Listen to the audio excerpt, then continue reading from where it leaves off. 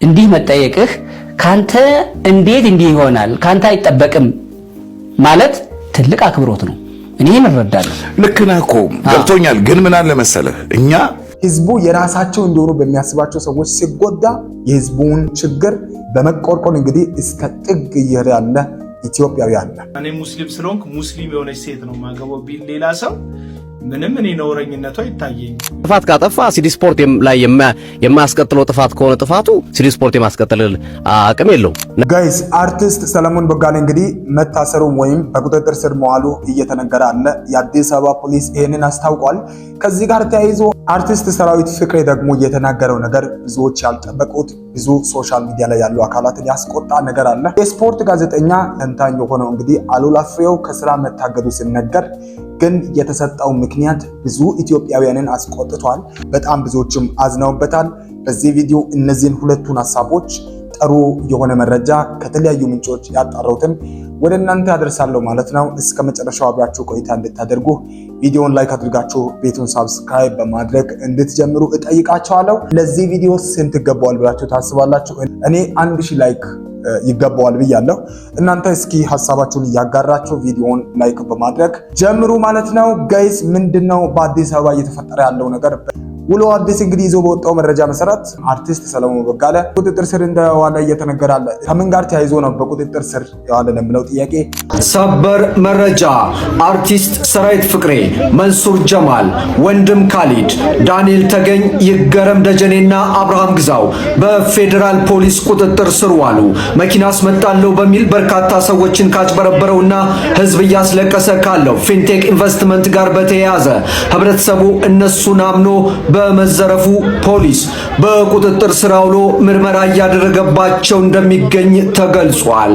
እንግዲህ አነጋጋሪው ከዚህ መረጃ በኋላ ብዙዎች እየተቀባበሉ ይህንን መረጃ ባሉበት ጊዜ ነው። ከነይገረም ጋር እንግዲህ አልተያዘም ወይም በቁጥጥር ስር አልዋልም ነበር ሰለሞን ቦጋለ ከወሎ አዲስ በቀጥታ ለእናንተ ሰበር አርቲስት ሰለሞን ቦጋለ ፌዴራል ፖሊስ በቁጥጥር ስር ዋለ ይላል። አርቲስት ሰለሞን ቦጋለ ፌዴራል ፖሊስ የወንጀል ምርመራ ቢሮ በቁጥጥር ስር የዋለ ሲሆን ዛሬ ሐሙስ ከሰዓት በኋላ ጉዳዩን በሚመለከተው የፌዴራል መጀመሪያ ደረጃ ፍርድ ቤት አራዳ ምድብ 4ኛ ጊዜ ቀጠሮ ችሎት ቀርቧል። አርቲስቱ ፍርድ ቤት የቀረበው ቀደም ብለው በተመሳሳይ ወንጀል ተጠርጥረው በቁጥጥር ስር ከዋሉት እንደነ አርቲስት ሰራዊት ፍቅሬ፣ ይገረም ደጀኔ፣ ዳንኤል ተገኝ፣ አብርሃም ግዛው፣ ወንድም ካሊድ እና ቲክቶከሩ መንሱር ጀማል ጋር አብሮ ነው። የነዚህ ታዋቂ ሰዎች መታሰር መነሻ የሆነው ባለፈው ሳምንት በፍትህ ሚኒስቴር ደጃፍ ላይ የተሰማው የፊንቴክ ኢንቨስትመንት ሰለባዎች ሰልፍና አቤቱታ ነው እንግዲህ ተብሏል። ከነዛ ጋር በተያያዘ መረጃ ነው እንግዲህ አሁን ሰለሞን እንግዲህ እንደተያዘ እየተነገረ ያለው። አይ ቲንክ 950 ሺህ የሚያህል ገንዘብን ከእያንዳንዱ ሰው ፊንቴክ ኢንቨስትመንት የሚባለው እንግዲህ እንደተቀበለ ይታወቃል። ይሄንን ተቀብሎ እንግዲህ እንደተሰወረ ወዴት እንደገባ ሲል እንደማይታወቅ እና እነዚህ ደግሞ በህዝቡ ዘንድ ያላቸውን ተቀባይነት በመጠቀም በተለያዩ ጊዜያቶች ማስታወቂያ የሰሩ እንዲሁ ደግሞ የዛ አምባሳደሩ ነው ሲሰሩ የነበሩ አካላት ናቸው አሁን በቁጥጥር ስር እያሉ ያሉት ማለት ነው። ከዚህ ጋር ተያይዞ ነው እንግዲህ ሰለሞንም ጭምር ሊያዝ የቻለው። አርቲስት ሰራዊት ፍቅሬ የተናገረው ነገር ብዙዎችን ሌላ ያስቆጣ ነገር ነበርና እስኪ ምንድን ነው ያለው? ከእግረኛ ሚዲያ ጋር ቆይታ አድርጓል። ቀንጨብ ያለ ጥቂት ነገርን ላጋራችሁ። እንደ ዝናብ አምጥቶ እዛ ምንድነው መስቀል አደባባይ ላይ እንን ሁሉ መኪና ሲያስረክብ ትልልቅ የመንግስት ኦፊሻሎች በሚኒስትር ዴታ ሌቭል ያሉ መጥተው ቁልፍ ሲያስረክቡ የከተማው ትራንስፖርት የምናምን ኃላፊዎች መጥተው እንትን ሲያረጉ ይሄንን ስታይ እንደገና ደግሞ ከሱ በላይ ደግሞ ያቀረበው ኦፈር ደግሞ 3 ሚሊዮን ብርና 2.7 2.8 ሚሊዮን ብር የሚሸጥ መኪና በኢንተረስት ፍሪ እንዴ! ይሄ እኮ ማንኛውንም ሰው ለመግዛት ያጓጓል እኮ እንኳን ማስታወቂያ ለመስራት የሚሆን ሲሆን ነው። ሜክሲኮ ላይ ሚሊዮን ብር ቤት ይሸጣለሁ ብሎ እኮ ሰብስቦ የጠፋ ድርጅትም አለ። ያን ጊዜ ግን እንዴት ይሆናል ብለህ አንተ የግራም የቀኝም አእምሮ የሚሰራ ሰው የማይመስል ነገር ሲቀርብና ደግሞ ማን ነው ብሎ መጠየቅ እንዴትሳነ በነገር ላይ እንዲህ መጠየቅህ ሰርሽ እንዲህ መጠየቅህ ካንተ እንዴት እንዲህ ይሆናል ካንተ አይጠበቅም ማለት ትልቅ አክብሮት ነው። እኔ እንረዳለሁ። ልክ ነህ እኮ ገብቶኛል። ግን ምን አለ መሰለህ እኛ ይሄን ነገር ስንሰራ ይሄንን ነገር ስንሰራ ይሄ ኩባንያ አለ በህይወት መኪና እያስረከበ ነው። ሰው ተሰልፎ ገንዘብ እንትን እያለ ነው እና ምልክት ሆኖኝ አለ። ከዛ ዲሊያንስ ሲመጣ ለምን ነው ማንሄደው ብለን ተነስተን ሄድን። እንግዲህ የነበሩት አምባሳደሮች ጠቅላላ ተነስተን ሄድን። አየን፣ መኪናውን አየን። አምባሳደር ጭምር ሆነዋል ማለት ነው ለነዚህ ተቋማትና በጣም ነው የሚገርመው። አሁን ህዝቡ በይበልጥ ያመነው እነዚህን አርቲስቶችን ነው። ባይዘወይ ልብ እንድትሉ የሚያስፈልገው ህዝቡ ያመነው የህዝቡ ተቀባይነት፣ እነዚህ አካላት በህዝብ ልብ የገቡት ከሰው ገንዘብ ሊበሉ የቻሉበት አንዱ ምክንያት አሁን እውነቴን ነው የምላችሁ። አሁን እነዚህ ሰዎች አምባሳደር የሆኑትን ተቋም እኔ አለማመን ይከብደኛል። ለምሳሌ እኔ በግሌ ቢጠይቁ ሌሎችም ሰዎች እንደዚህ አምነው ነው ከነዚህ ጋር በተያያዘ ገንዘባቸውን የተበሉት። በጣም ትልቅ ጥያቄ ነው የህዝብ ማለት ነው። ምንም አይነት ነገርን እንደዚህ አይነት ነገርን ሳያጣሩ እኔ እኮ ምን አንሷቸው ደግሞ እንደሆነ በጣም ትልልቅ ቦታ ላይ ያሉ ትልልቅ ስፍራ የተሰጣቸው በህዝቡ ልብ በጣም ጥሩ ቦታ ያላቸው አካላትን ነው ደግሞ የተጠቀሙትና ከዚህ ጋር ተያይዞ እንግዲህ ማን ነው መጠየቅ ያለበት? ሌላው ደግሞ ባለቤቱ ራሱ አይ ቲንክ አንዳንድ ሰዎች እንደዚህ ብለው ሐሳብ ይሰጣሉ። ባለቤቱ ይህንን ሁሉ ካሳየ ይህንን ሁሉ ከተመለከቱ እንዴት ነው ማስታወቂያ መስራታቸው ምኑ ነው የሚያስገርመው? ስለዚህ ባለቤቱ ነው መያዝ ያለበት እንጂ የሚል ሐሳብ ያነሳሉ። ይሄ ማስታወቂያ ለምንሰራ ለሁላችንም ማስጠንቀቂያ ይመስለኛል። በሶሻል ሚዲያ ላለን ማስታወቂያ ስንሰራ ሪል ለሆነ ነገር ቅድሚያ መስጠት እንዳለብን የሚያሳስብ ይመስለኛል። ለማንኛውም ይሄ ጉዳይ እስኪ የነካችሁ ካላችሁም ሐሳባችሁን እንድታጋሩን ለመጠየቅ እፈልጋለሁ። ከዚህ ጋር ተያይዞ ምንድነው የምትሉት? የማስታወቂያ ጉዳይም በጣም ጥያቄ ውስጥ በአስቸጋሪ ሁኔታ ውስጥ እየገባ ያለ በሚመስልበት ጊዜ ላይ እንዳለን ሁላችሁም ልብ እንድትሉ። ለማንኛውም ከሰሞኑን በሶሻል ሚዲያ መነጋገሪያ ከሆኑ ሐሳቦች መሃል ነው። እነዚህን ሁሉ ግን እያሳደደ የሚያወጣ አንድ በኢትዮጵያ ውስጥ ጀግና እንዳለ ታውቃላችሁ አይደል? ይህንን ሰው ሳላነሳ በዚህ ቪዲዮ መተው አልፈልግም። እስኪ ለዚህ ሁሉ ለዚህ ህዝብ ሁሉ እነዚህ ህዝቡ ያመነባቸው ህዝቡ የራሳቸው እንደሆኑ በሚያስባቸው ሰዎች ሲጎዳ የህዝቡን ፈተና የህዝቡን ችግር በመቆርቆር እንግዲህ እስከ ጥግ እየሄደ ያለ ኢትዮጵያዊ አለ። በዚህ ቪዲዮ ይህንን ሰው እናመሰግናለን። ደግሞም እስኪ ጥቂት እንዴት ያሉ መንገዶችን እንዳለፈ የምናገረውን እንስማው። ፌዴራል ፖሊስ ቃሌን ልሰጥ ሄጄ ነበር። የሰዎቻችንን ነገር ሌላ ጊዜ እናወራዋለን። ግን እዛ ያየዋቸውን አንዳንድ ትዝብቶች ልንገራችሁ። በገባሁባቸው ቢሮዎች ያሉ የሰነድ ብዛቶች፣ ያሉ የዶሴ ብዛት፣ ግማሹ ኦልሬዲ ፍርድ ቤት የደረሰ ነው፣ ግማሹ አክቲቭ ነው ገና ወደ ፍርድ ቤት ሊሄድ እንትን ያለ ነው፣ ግማሹ በመረጃ ደረጃ ያለ ነው። እንግዲህ ይህን ስታስቡ ሀገራችን ላይ እየመጣባት ያለው የወንጀለኛ ብዛት፣ የሌባ ብዛት፣ አይነቱ ደግሞ አዳዲስ አይነት የሌብነት አይነት ማለት ነው። ይህንን ከመረጃ ጀምሮ እስከ መጨረሻው ፍርድ ቤት ድረስ በጣም ብዙ ፕሮሰሶች አሉ። ይህን ሁሉ የምትመለከቱትን ሂደት ያለፈው ለኢትዮጵያ ሕዝብ ባለው ተቆርቋሪነት ነው እና አሁንታ በርሲሳ ሁላችንም ነው የምናመሰግን። እንግዲህ ፈጣሪ እንዲጠብቅ ነው። ብዙዎቻችን እየፈረን ያለ ነው መች ነው አደጋ ውስጥ የሚገባው የሚል የብዙዎች ጥያቄ ነው። ምክንያቱም እነዚህ አካላት በጣም እጃቸው ረጅም ነው፣ አስቸጋሪ ናቸው። ግን ራስህን ሁሌም እንድጠብቅ ፈጣሪን በልዩነት እንድጠብቅ። ቴንኪው በጣም ለህዝብ ላለ መልካም ቀና አመለካከት እጅግ በጣም ለምታደርገው ታጋይነትህ ኢትዮጵያውያን በአጠቃላይ ሌቦች ካልሆኑ በስተቀር ህዝብ ሁሉ ያመሰግናል። ቴንኪው። በዚህ ቪዲዮ ብትችሉ ይህንን ቪዲዮ እንድታደርሱልኝ እኔም እፈልጋለሁ ማለት ነው። በጣም ይሄ ሰሞኑን መነጋገሪያ ርዕስ የነበረ ነው። ብዙዎቻችን ሲያነጋግር የነበረ ምንድነው የተፈጠረው? በጋዜጠኛ ሉላ ላይ እየተፈጠረ ያለው ነገር ምንድነው? ጋይስ ከስራ እስከ መታገድ ያበቃው ነገር ምንድነው? ሉላን እስኪ እንመልከት። ሰላም ጤና ይስጥልን ክቡራትና ክቡራን የስፖርት ቤተሰቦች እንደምን አላችሁ?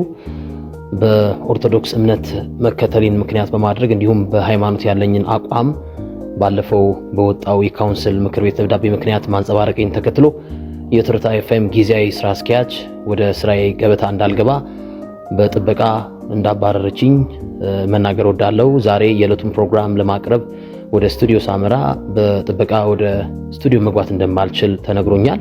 እንግዲህ በኤቨርተን እና በማንቸስተር ዩናይትድ ጨዋታ ላይ የኦርቶዶክስ እምነት ተከታይ ያላት ሴትና የማንቸስተር ዩናይትድ ደጋፊ ካልሆነች አላገባም በማለት ምክንያት ይሄ ሁሉ መዘዝና ጣጣ እንደመጣ ለመናገር ወዳለው። ይህ የትርታ ኤፍኤም ውሳኔ ግን ሁሉንም የባለድርሻ አካላት የሚያወክል እንደሆነ መናገር ወዳለው። ስራ አስኪያጇ ያላት አስተሳሰብ እንደሆነ መናገር እወዳለሁ። ለመላው አድናቂዎቼና ተከታዮቼ በሙሉ በእምነቴ ጸናለሁ። አሁንም ደግሞ አለው ኦርቶዶክስና የማንቸስተር ዩናይትድ ደጋፊ ካልሆነች አላገባም ማለቴን እቀጥላለሁ። ይሄ ችግር ካልተፈታ በሲዲ ስፖርት ከሞዶ ፕሮግራም ላልገባ፣ ላልተነትን፣ ላልዘግብ እገደዳለሁ። ሁላችሁንም እወዳችኋለሁ። በእውነት በጣም ነው ያፈርኩት። ምክንያቱ ይሄ ከሆነ በዚህ ምክንያት ከስራው ከታገደ እውነት ወዴት እየሄደን እንደሆነ ኢትዮጵያውያን ራሳችንን መመርመር ያለብን ጊዜ ላይ አለ። ለምንድን ነው ለማንኛውም ይህንን የተናገረው? የማንቸስተር ዩናይትድ ደጋፊ ካልሆነችና ኦርቶዶክስ ካልሆነች አላገባም አለ።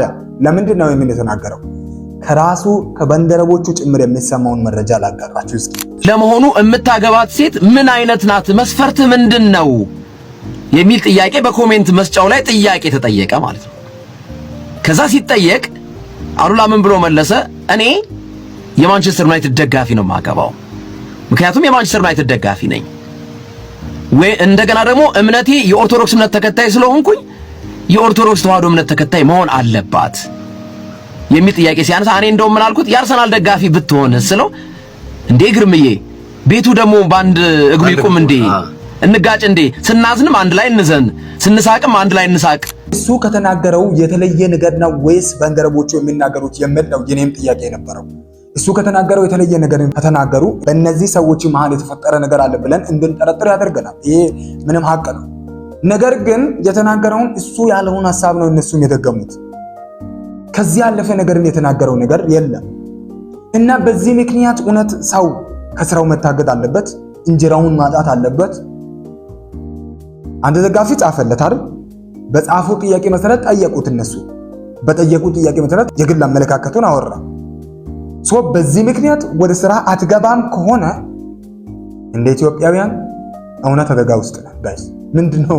ምንድነው ማለት የምንችለው? እኔ እስኪ ሰው ሶሻል ሚዲያ ላይ ምን ይላል ብዬ ዞር ብዬ ለማየት አሁን ስለ ስፖርት ስለ ሲዲ ስፖርቱም አይደለም የምናወራው፣ ስለ ስፖርቱም አይደለም የምንነጋገረው ስለ ሰው እንጀራ እና ስለ ማንነት ጉዳይ ነው የምናነሳው።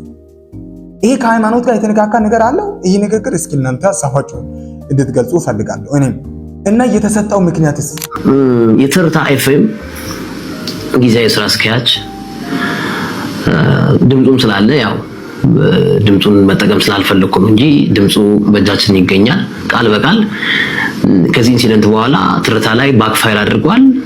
እምነትና እምነትን የማጋጨት ስራን የሰራው ብዙ ዩቲዩበሮች ይሄን መረጃ ተቀባብለውታል በሚል ወይኔ ወይ አንተ ስራ እንለቃለን የሚል ቃላቸውን በስልክ ነግረውኛል። ቅዳሜ የበርንማውዝና አርብ የበርንማውዝና አርብ ዕለት የበርንማውዝና የማንቸስተር ጨዋታ ለማስተላለፍ ወደ ስቱዲዮ ሳቀና ስቱዲዮ በማቀናበት ሰዓት ስቱዲዮ ከገባው በኋላ በጥበቃ አሉላ አይገባም፣ ግርማቸውና ሶፎንያስ ብቻ ይግቡ የሚል ትዕዛዝን አስተላልፈዋል። እኚህ የትርታ ኤፍኤም ስራ አስኪያጅ እንግዲህ ምንም ያልኩት ነገር የለም።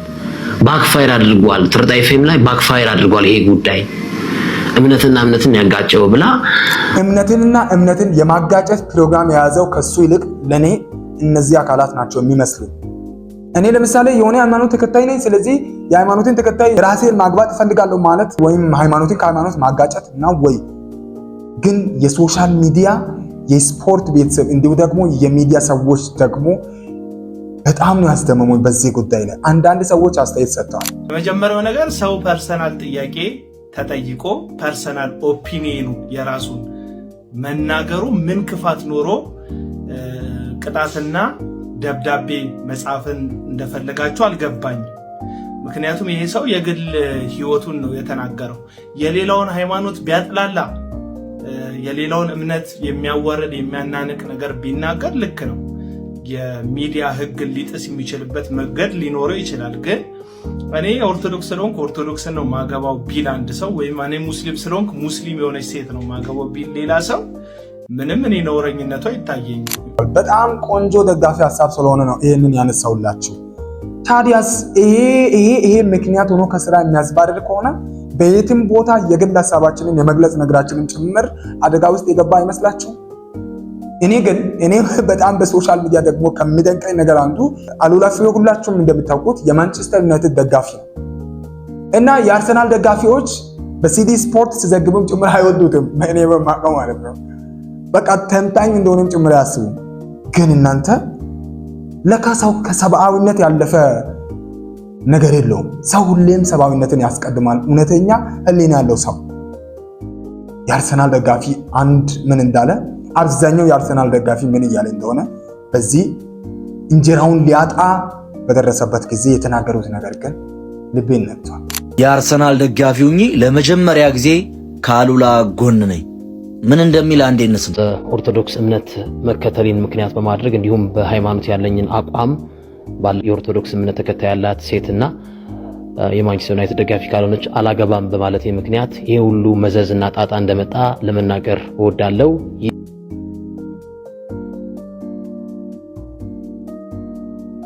ተጽዕኖ መፍጠር አለበት ብዬ አላስብ። ማንም ሰው ክርስቲያንም ይሁን ሙስሊምም ይሁን ሌላ እምነትም ተከተል ስራ ከእምነት ሊበልጥብህ አይገባም። ይሄ የኔ እምነት ነው።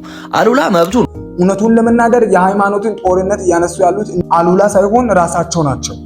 ያልታሰበውን ነገር ፈጥረዋል። ኦልሬዲ ተፈጥሯል። አሁን ይሄ ነገር ግን ከሁላችንም ምስክርነት በላይ ከጎኑ መሆናቸውን እየተናገሩ ያሉት አብሮ ሰራተኞቹ እነ ሶፊ ማለት ነው እንደናገሩ ሁላችንም ስንጠብቅ ነበር። እነሱ እየሰጡ ያሉት ሐሳብ ለአሉላም ድጋፍ የሚሆን ነው። እንዲሁ ደግሞ ነገሮች ወደ መረጋጋት እንዲመጡ ያደርጋል ብዬ አስቤያለሁ። እስኪ ምንድን ነው ያሉት? አሉላም በሲዲ ስፖርት አዘጋጅነቱ የሚቀጥል ይሆናል። ያጠፋው ነገር እስከሌለ ድረስ ጥፋት ካጠፋ ሲዲ ስፖርት ላይ የማያስቀጥለው ጥፋት ከሆነ ጥፋቱ ሲዲ ስፖርት የማስቀጥል አቅም የለውም። ነገር ግን እስካሁን ባለው ሂደት እኛ ከአሉላ ጎን ነን። ምክንያቱም ምንም ጥፋት አጥፍቷል ብለን ስላላሰብን ማለት ነው። በዛ ሁኔታ ውስጥ ይህንን ልጅ መከልከልም ተገቢ ነው ብለን አናምንም። እሱንም እየተነጋገርን ነው። እንግዲህ ስሜታዊነት ይኖራሉ። አንዳንዴ አድማጮቻችን መረዳት ያለባችሁ በስራ ላይ በሆኑ ቦታዎች ላይ የአንድ ግለሰብና አንድ ግለሰብ ይጋጩና ግጭቱን ወዲያው መፍታት ሳይችሉ ይቀሩና ወደ ሌላ ነገር እየረዘመ ይሄዳል። እየተስፋፋ ሄድና ከቁጥጥር ውጭ የሚሆንበት እድል ይኖራልና ሁሌም እንደዚህ አይነት ነገሮች ሲከሰቱ ቁጭ ብሎ በጠረጴዛ ዙሪያ መፍታትን ማመን አለበት። አለበለዚያ አስቸጋሪ ነው የሚሆነው። አሁን የነበረውን ሁኔታ የሚመለከታቸው አካላት በተለይ ከጉዳዩ ከተፈጠረ በኋላ ጉዳዩን የያዙት አካል ቁጭ ብለው አላህን አነጋግረው መፍታት የሚችሉበት እድል ነበር። እንዲህ አይነት ትክክል ያልሆነ አካሄድ ከመሄድ ይልቅ ብለን እናምናለን። እንግዲህ በትክክል ሌላ ምክንያት ከሌለው በዚህ ምክንያት እሱ አሉላ ከስራ የሚባረርበት ምንም አይነት ምክንያት የለም። እነ ሶፊም እየተናገሩ አሉ። አብረው የሚሰሩት ናቸው። ምንም አይነት ሌላ ነገር እስከሌለ ድረስ እስካሁን ባለው ምክንያት በፍጹም ከስራ ሊባረር ወይም ከስራ ሊታገድ አይገባም፣ ወደ ስራው ይመለሳል የሚል ነገር ተናግረዋል። ከሁላችንም በላይ ከጎኑ እንደሆኑ እየተናገሩ አሉ። የነሱ ከጎን መሆን እንደ ስራ ባልደረባ በጣም ወሳኝና አስፈላጊ የሆነ ነገር እንደሆነ ይሰማኛል። ለማንኛውም ግን እስካሁን ባላቸውም እኔም ባለኝ መረጃ ምንም አይነት ነገር ሌላ ነገር በሌለበት ሌላ ምክንያት ካላቸው ይንገሩን፣ ምንም ችግር የለውም። ከስራ አስኪያጇም ጋር ችግር ካለ ይነገር።